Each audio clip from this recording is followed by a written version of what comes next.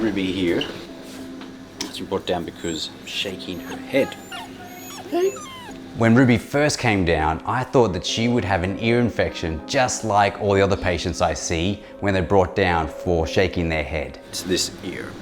So, it doesn't look as red, doesn't look so obvious, but down in there is some mucky stuff that doesn't smell so good. So what we're going to do today is first put a little swab down the ear to get a sample of what's down there, then have a look to make sure that her eardrum is okay, and then we're going to look under the microscope and see what we found in our swab. Well, here we go, have a look down there.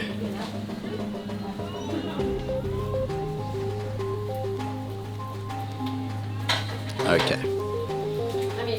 There's the left ear, so right L. And then the right. What I think I'm going to find is either a mix of bacteria or yeast. And judging by the smell of the ear, I think it's going to be yeast. Oh.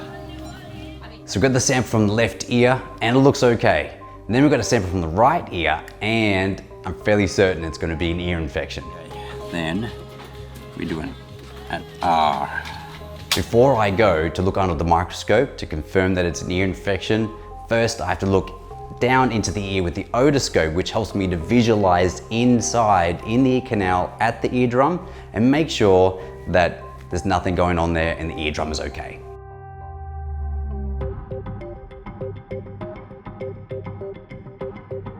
So I looked down the left ear and the left ear looked okay. I'm exploring Ruby's right ear, and the deeper I looked, the more I could make out a certain structure. Actually, it looked like legs. Ugh. There is a spider down that ear. No joke. Are you making that up? No joke. It crawled out of the way. Are you making Have a that look. up? This is something I've never seen before. I can't imagine how that would feel to have that in there. For black legs.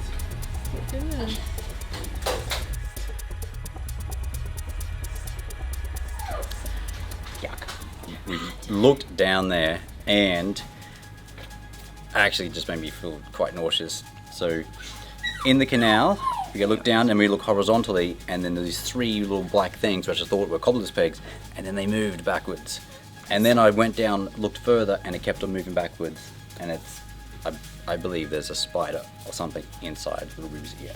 So what we're gonna do is have a chat to the owner. We probably have to do an anesthetic and then try to pull it out. You can't flush them out because they'll just stay down the bottom, then we could actually pull it out. It's all right, Ruby, we'll get rid of that.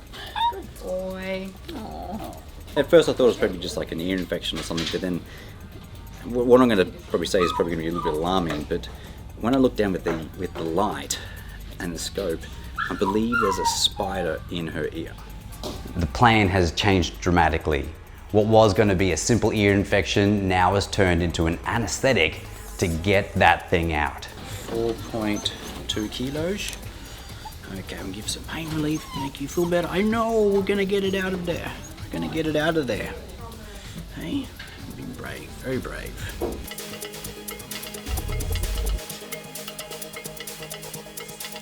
Some pain relief, a little sedation, makes it anesthetic easier, and then also makes it more comfortable for her.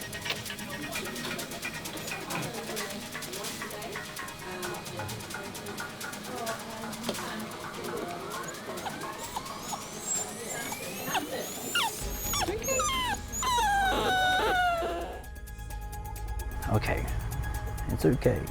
Little Ruby, it's okay. We'll get that thing out of there. Right. Short little anesthetic. You won't feel a thing. So we have Ruby under an anesthetic now, and what we're going to do is going to use an earpiece with a light. This is the plan. I look down the ear and have the light on, and then this is a little grabber down here, grab, pull out.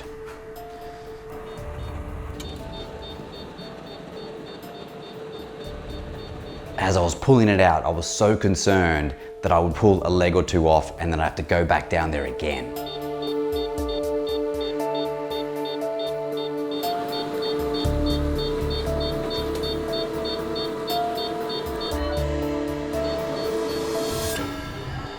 That there is actually what I thought was a spider, and you can see how it looks like spider's legs, but it's a big bunch of seeds.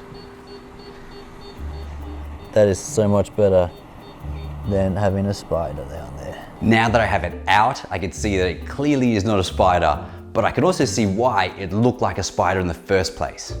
I'm actually quite greatly relieved that that was not a spider, because that was really, really creepy to see that.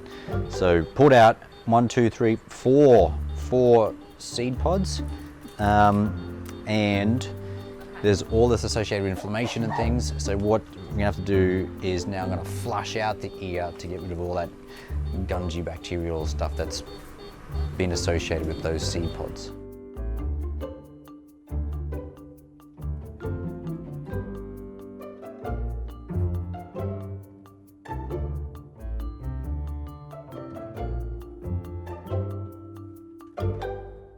Just floaties.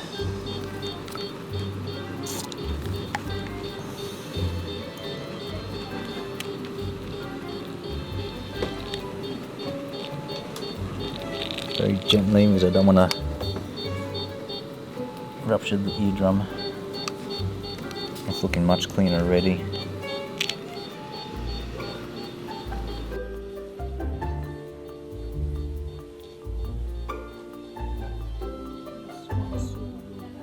Look at the stuff that's come out of Ruby's ear.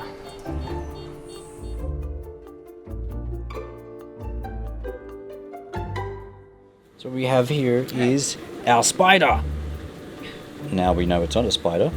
1, 2, 3, 4, 5 grass seeds. These grass seeds are little buggers, because what happens is they have barbs on them which stop them from actually falling out. They only go one way, which means if they just get near the hair, near the ear, they'll slowly over time just work their way down, because they can only go one way.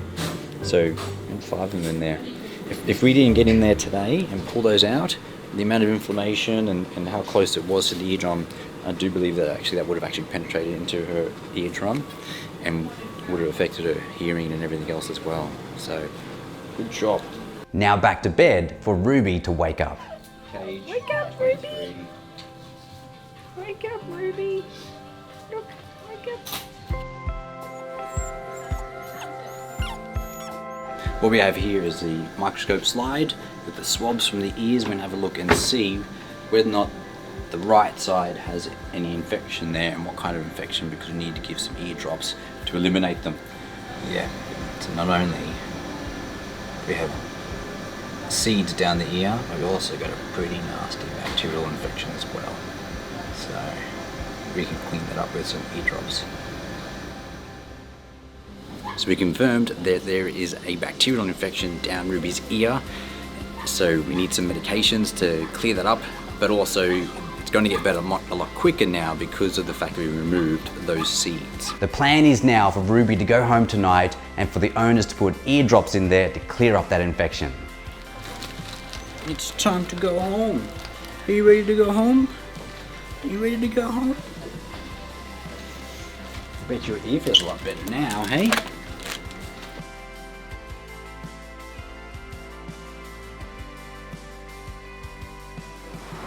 Wonderful. Thank you so much. Yeah, I'll hand it over to you. Oh,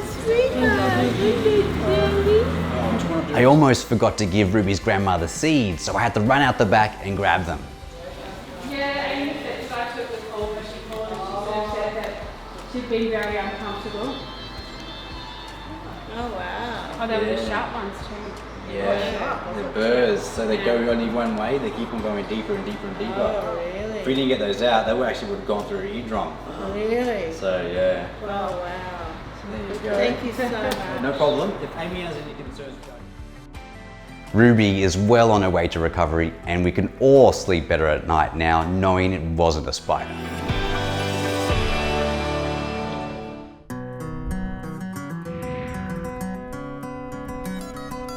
I'm on Rottnest Island, just off the coast of Perth in Western Australia.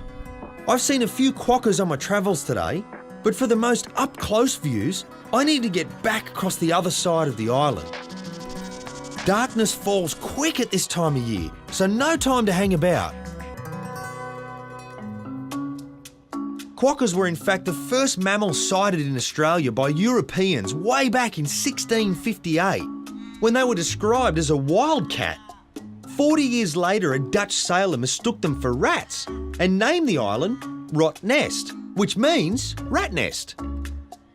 The word quokka itself probably originates from the local Noongar Aboriginal language. They call them quokka.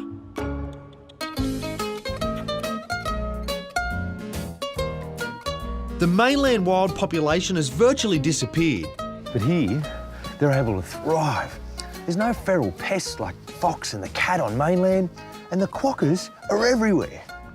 Quokkas are generally nocturnal, especially during the summer months when they spend most of the day sleeping in the shade of bushes around town or in the dense vegetation across the island. The seeds, grasses, leaves and roots they eat are very low in nutrients, so to get around this, they swallow them whole, then regurgitate a cud, which they chew on to extract the most nutritious parts.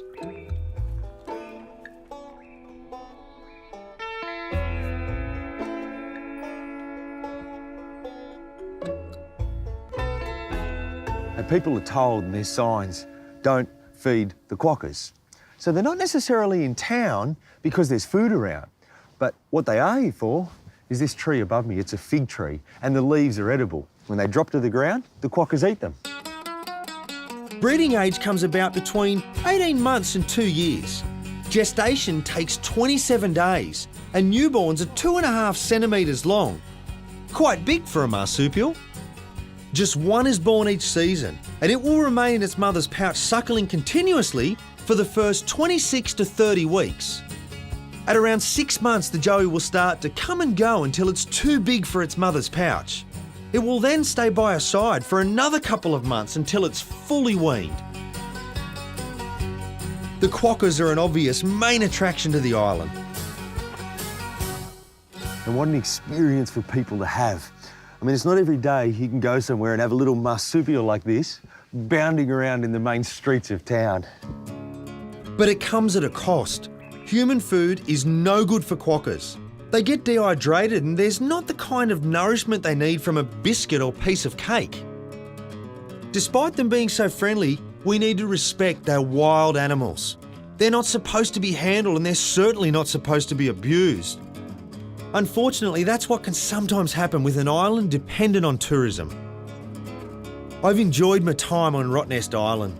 It really does give a hint of what the rest of Australia should be like. I've still got some more critters to see tonight, but I'll be leaving here a happier man. Thanks in no small part to the happiest animal on the planet.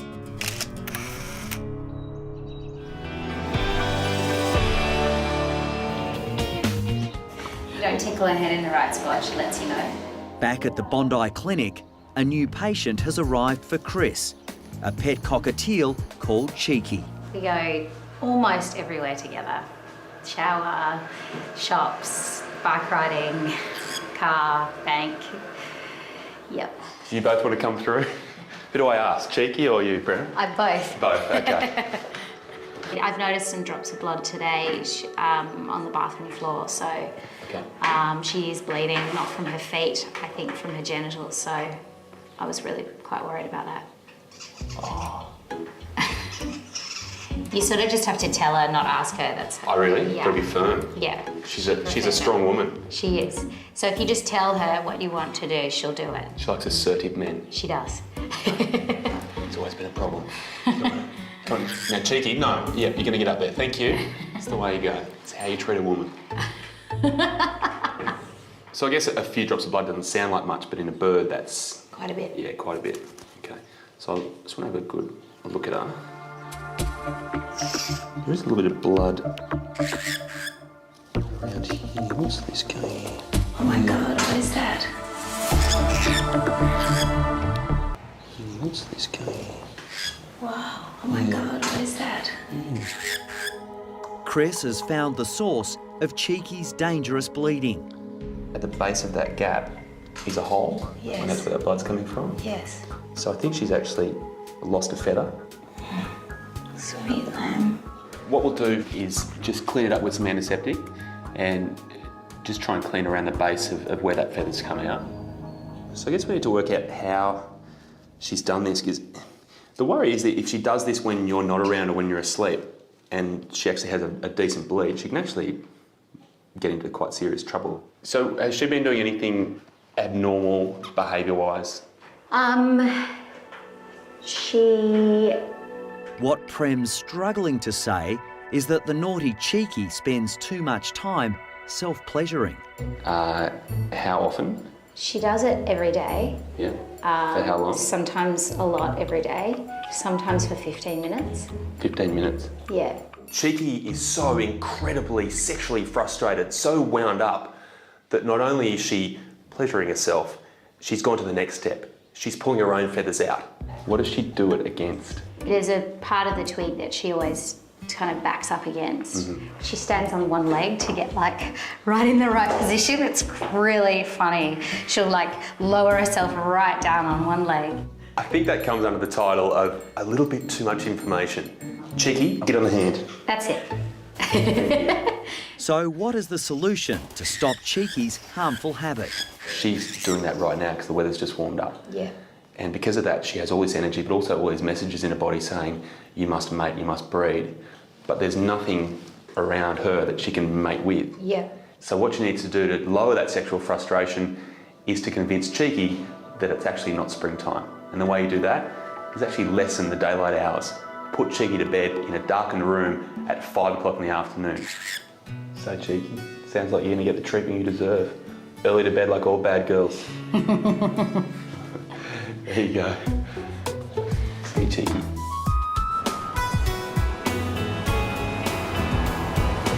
Hi, I'm Dr. Danny Dusek from Bondi Vet. If you love our show and want to see more, plus some amazing content about pets and how to care for them, hit the subscribe button. Click that little notification bell and we'll see you on our next video.